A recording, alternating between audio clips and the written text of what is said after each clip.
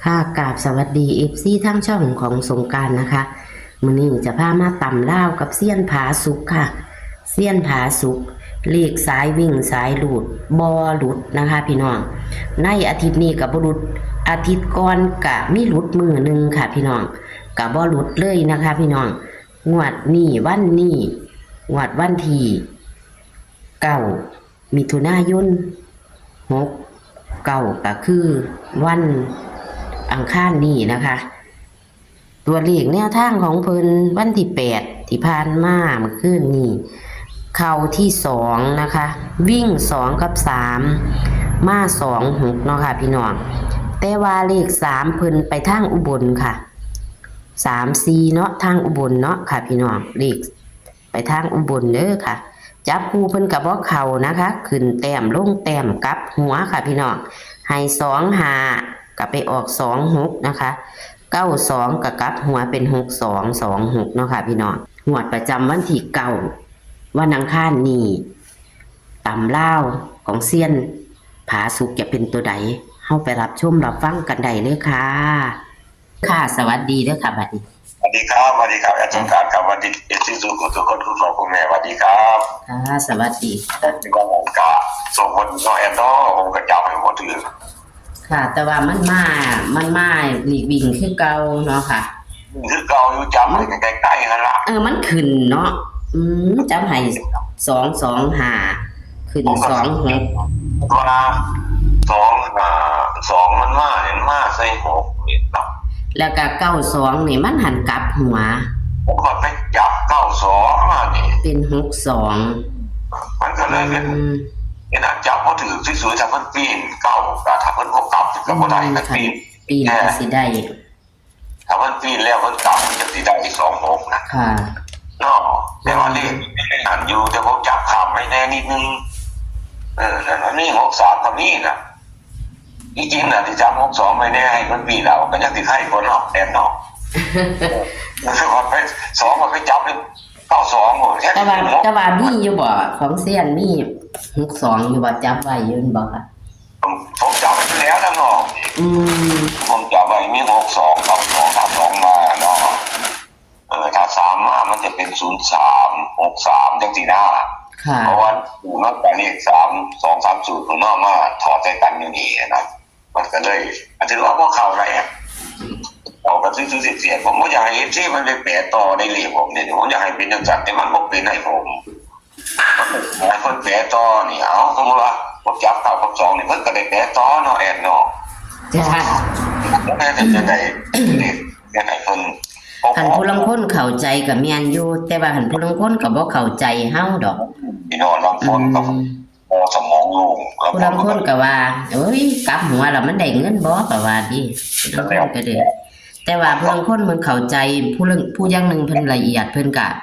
กลับเบิดแล้ว8ก็เป็น3ก็เป็น8ไปเบิดแล้วว่าเพิ่นเข้าใจสูตรของหวยคือตัวเลขของหวยมันก็บ่ทับบ่ถ่วงหรอกแต่ผู้ว่าเข้าใจมันก็ทักหมดแล้วค่ะแล้วกันเมื่อกี้นั่นนี่ก็ว่าไปแล้วเนาะแต่ว่าก็ซ้ำเฮาก็ของ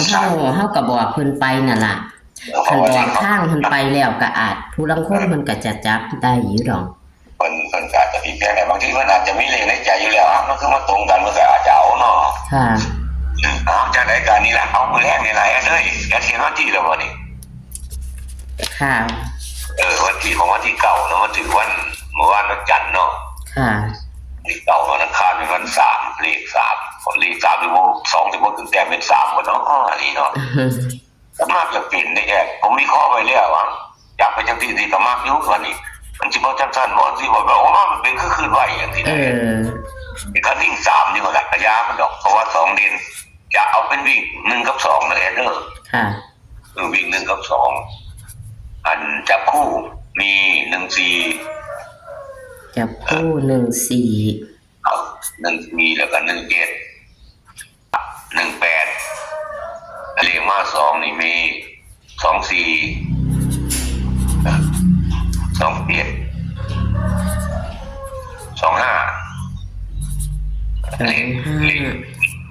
เลขตรงนี้ยังว่าท่านหนีเลข25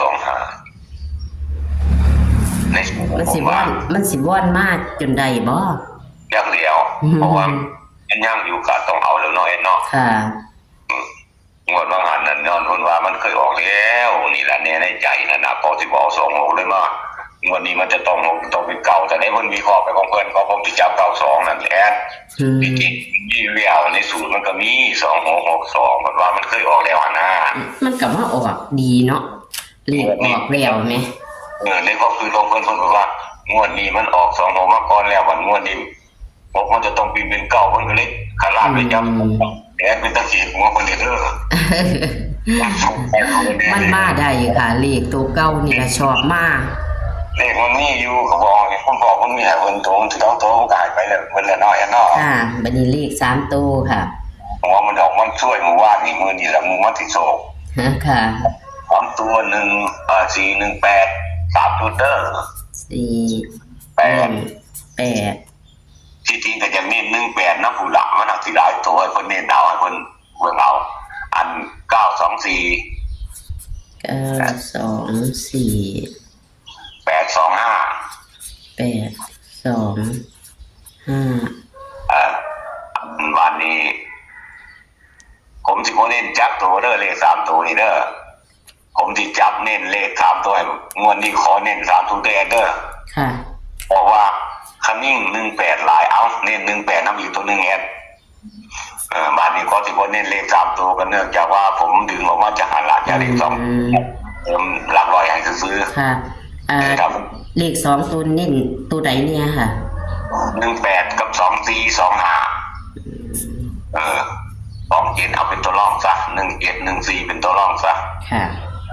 แต่ที่จริงๆนั่นก็เปอร์เซ็นต์เท่ากันนั่นแหละอันนี้ที่จับให้ก็จับให้ตามทิศทางในการวิเคราะห์ของตัวเองคาดว่ามันจะออกจาก4นะแอด ค่ะ แต่ตามในสูตรนั่นเลขผมคิดว่าจะเข้าแล้วงวดนี้ ค่ะ ผมมันยากแต่ได้2นี่แหละไหลไม่เป็น3เนี่ยนี่เท่านั้นกายคนดีกว่าเอาเนาะแอดไม่เอา ค่ะ เพราะว่ามันจะจับทั้ง4ละทั้งหมดลองหันไปจับที่สุยทั้งหมดเท่านี้แดนลองทวนลองดู ค่ะ วิ่ง1กับ2บนล่างเนาะค่ะ โมเน้นตัวใดดอก มาเน้นตัวใดจับคู่14 17 18 24 27 25แล้วก็ตัวเน้นก็มี18แล้วก็24 25เนาะค่ะ เลข3ตัว418 924 825ค่ะ ต้องทั้งหมดนี่ละแต่การเน้น3จุดนั่นละ ค่ะ เดี๋ยวขันสูตรว่าโอ้ยมาก2 4น้ำโยกอ่ะขันคนสื่อ2 4กับเพิ่นกลับไปในจังหวัดจังสีหน้าเพราะว่าเลยมันกับหมดปัดรัก ค่ะ เป็นตัวรองเอาอย่าไปกลับแบบ2 4 100 4 2 100ก็จะให้ถอดแล้วเธอมันบ่เป็น4 2เพราะว่าผมจะเอาไว้2 4นะเอาเป็นตัวรองนะพอได้ทุนขึ้นไหนอ่ะ ค่ะ เดินมันลุ้นทั้ง2ทั้ง4นี่มันก็เสียหลายนะเพราะว่ามันกับบ่ฮู้ว่าสิออกตัวใดเนาะแต่ความมั่นใจกับมั่นใจตัวผมมาอยู่ด้วยเด้อ ค่ะฉีดแล้วก็เขียนเน้นไว้อยู่ดอกค่ะ คุณพ่อคุณแม่ที่ทุกคนเข้ามาก็ขอให้มีโชคมีลาภนี่แหละ2 ถึง 6 วันในวันที่9เอานี่แหละเด้อ ค่ะ ขอให้โชคดีทุกคนสวัสดีครับโชคดีครับ สวัสดีค่ะ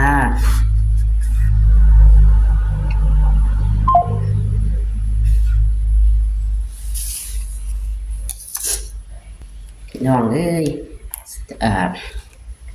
โทรศัพท์เครื่องรับกับพ่อเครื่องรับจอเป็นเครื่องหนึ่งเลยพี่น้องกับเลขของเซียนผาสุกนะคะ วันที่8มันขึ้นนี้นะคะ เพิ่นก็ว่าเพิ่นจับไว้อยู่แต่ว่าเพิ่นคิดว่ามันจะบ่มาตัวเก่าพี่น้องเพิ่นเลยเอา92ให้เนาะกับ2กับ225ขึ้นแต้มคือเก่าพี่น้องเลขเพิ่นเลขเซียนเพิ่นจะขึ้นแต้มดีเด้อค่ะขึ้นแต้มลงแต้มอยู่นี่ล่ะค่ะพี่น้องจับทิศจับทางถือกะนำไปพลิกแพงเอาค่ะพี่น้องแต่เลขวิ่งเพิ่นบ่หลุดคือเก่าค่ะพี่น้องเลขวิ่งเพิ่น2มาทางเฮาก็คือ26เนาะค่ะส่วน3เพิ่นไปทางอุบลค่ะพี่น้อง3-4ไปทางอุบลนะคะพี่น้องเอานี่ค่ะตัวเลขแนวทางของ เซียนวันที่มิถุนายน69ตำเล่าเมื่อคืนนี้นะคะ วิ่ง2กับ3มา2ค่ะส่วน3ไปทางอุบลค่ะพี่น้อง3ไปทางอุบลนะคะเลขวิ่งบ่พลาดค่ะส่วนเลข92ขันค้นไปพลิกแพงเอากับหัวก็จะได้ก็สิได้6226นะคะพี่น้องแต่ก็ถือว่าเพิ่นหลุดนะคะจับคู่นะคะวันที่9มิถุนายน69ตำเล่าค่ะพี่น้องเลข3ตัว3หางเพราะว่าเพิ่นดึงออกมาจากเลข2ตัวเพิ่นเลยบ่นิ่นให้นะคะแต่เพิ่นนิ่นเลข2ตัวนะคะเน้น2ตัวก็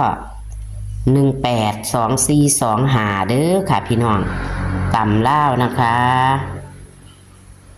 นี่ค่ะแคปหน้าจอค่ะโชคมันเด้อค่ะพี่น้องเลขเพิ่นมักจะขึ้นแต้มลงแต้มเด้อค่ะขอให้พี่น้องไปพลิกแพงเอาแต่ก็บ่หลายหางหลายคู่นะคะพี่น้องโชคมันนะคะขอคนละไลค์คนละแชร์นะคะให้กับเซียนผาสุกและก็เซียนทั้งหลายนะคะเป็นกำลังแรงใจเด้อค่ะพี่น้องก็ขึ้นเบอร์โทรผู้ใดอยากได้ตัวเลขแนวทางโดยตรงจากเซียนกระทักเพิ่นไปได้ผู้ใดอยากเลี้ยงนำชากาแฟเพิ่นกระทักเพิ่นไปได้เพราะว่าแอดจะขึ้นเบอร์โทรเพิ่นให้เด้อค่ะเป็นเซียนผาสุกพอบ่ประสงค์ออกนามเซียนใจว่านจะขึ้นเบอร์โทรให้ค่ะพี่น้องคลิปนี้ก็โชคมันค่ะสวัสดีค่ะ